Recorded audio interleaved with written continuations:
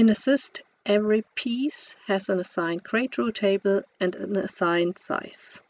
You can see which that is by either reading your object properties. You see the grade rule table here and your size here, or you can get the same information if you activate your piece info.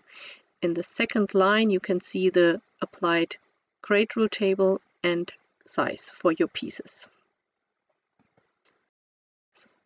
The grade rule table is responsible for in which sizes your piece can grade.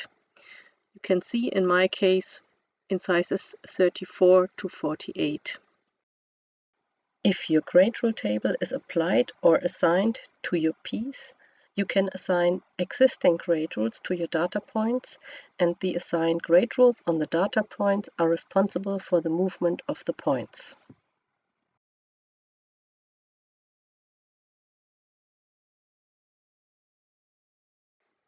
There are different kinds of grade rules that you can apply. There are so-called general rules. Those are with positive numbers. Those are saved in your grade rule table. And there are so-called local rules. They always have a negative number attached, and the local rules are saved directly with your piece.